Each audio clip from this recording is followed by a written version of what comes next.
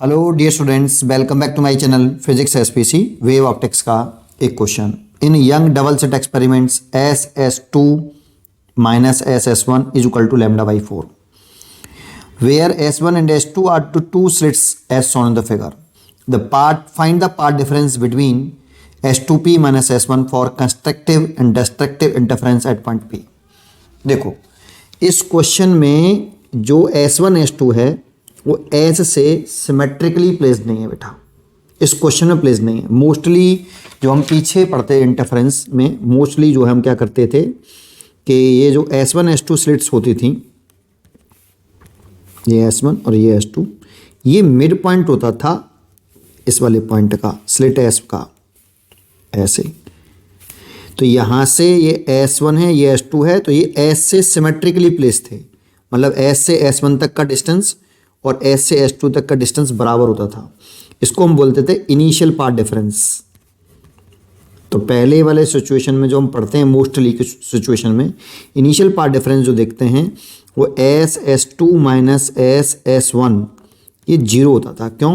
क्योंकि SS1 और SS2 ये S1 S2 के कंपेयरिंग सिमेट्रिकली प्लेस था।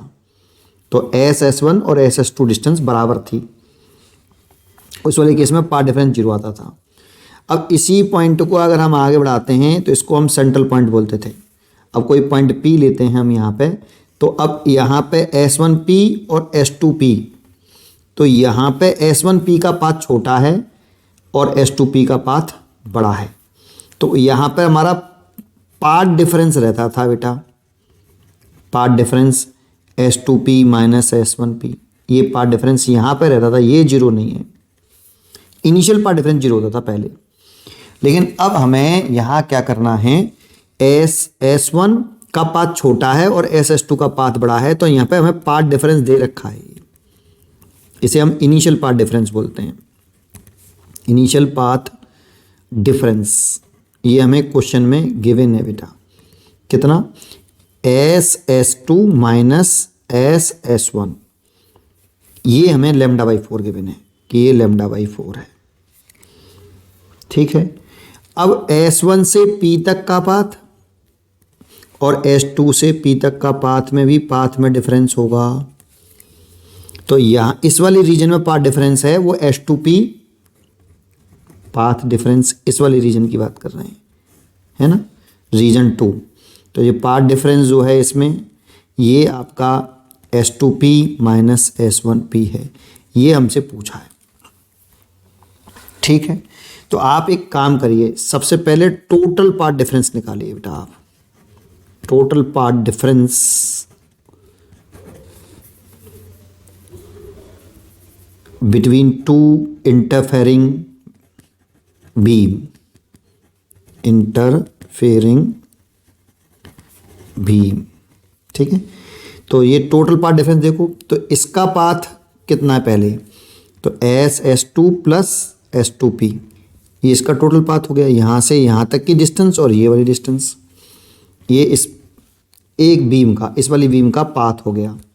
अब इस वाली बीम का पाथ लिखो माइनस, तो पाथ डिफरेंस निकालो ना बेटा। तो SS1 प्लस S1P, तो ये टोटल पाथ डिफरेंस है। अब पहले इसमें अगर इसको ऐसे लिख लूँ, SS2 minus SS1 plus S2P minus S1P। तो इनिशियल जब हम पहले पढ़ते थे तो इसमें ये वाला इनिशियल पाथ डिफरेंस जीरो होता था। तो अगर ये जीरो कर देता था तो path difference S2P minus S1P होता था पहले। लेकिन अब यहाँ पे सिमेट्रिकली प्लेस नहीं है, हमें ये वाला पाथ डिफरेंस क्वेश्चन में गिवन है।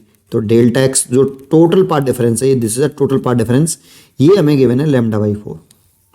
ये लैम्डा बाई 4 दे रखा है, ये रहा। तो यहाँ लैम्डा बाई 4 पुट कर दिया, plus S2P minus S1P।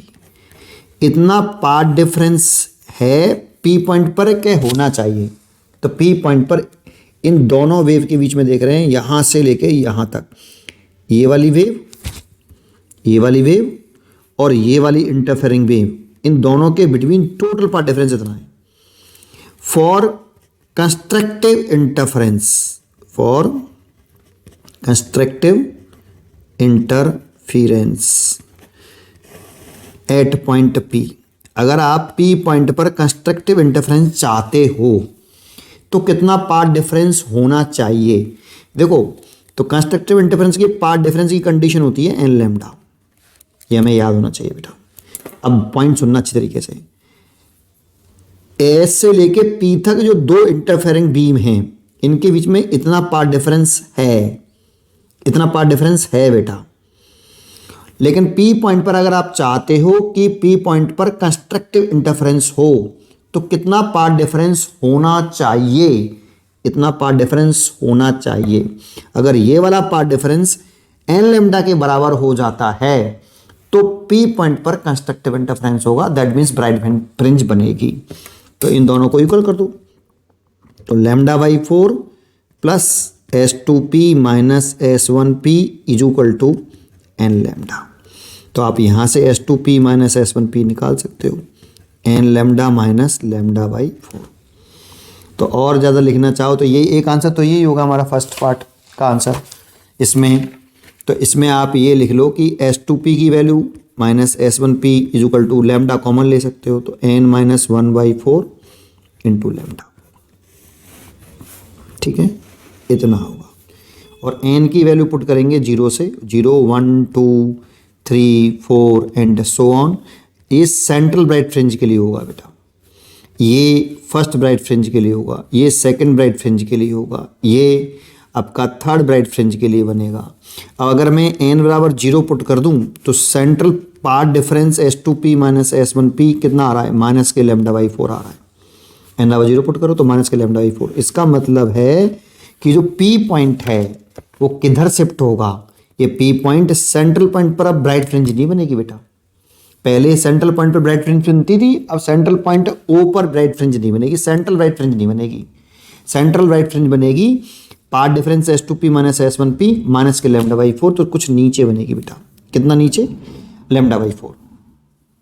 Central point पर नहीं बनेगी, ये ध्यान रखने वाली बात है। पर ये क्वेश्चन नहीं पूछा, आप यही आंसर छोड़ना। कंस्ट्रक्टिव इंटरफेरेंस का जो पाथ डिफरेंस है S2P माइनस S1P वो इतना होगा। सेकंड केस था हमारा, अगर हम फॉर डिस्ट्रक्टिव इंटरफेरेंस आते हैं, डिस्ट्रक्टिव इंटरफेरेंस चाहते हैं कौन से पॉइंट पर? एट पॉइंट P पर। तो एक बात बताओ, इन दोनों वेव के बीच में S1P और S2P, इन दोनों के बीच में इतना पाथ डिफरेंस है कि होना चाहिए? है, इतना पाथ डिफरेंस है। लेकिन डिस्ट्रक्टिव इंटरफेरेंस अगर चाहते हो कि इस P पॉइंट पर डिस्ट्रक्टिव इंटरफेरेंस हो तो कितना पाथ डिफरेंस होना चाहिए? तो होना चाहिए 2n माइनस 1 λ/2। अगर इतना पाथ डिफरेंस होगा, और हियर n की वैल्यू हम यहाँ पे 1 से काउंट करते हैं, 1 2 3 4 एंड सो ऑन। ये फर्स्ट डार्क के लिए होता है बेटा, ये सेकंड डार्क के लिए होता है। इतना पाथ डिफरेंस होना चाहिए। अगर P पॉइंट पर आप चाहते हो कि डिस्ट्रक्टिव इंटरफेरेंस बने तो इतना पाथ डिफरेंस होना चाहिए, लेकिन है कितना? इतना।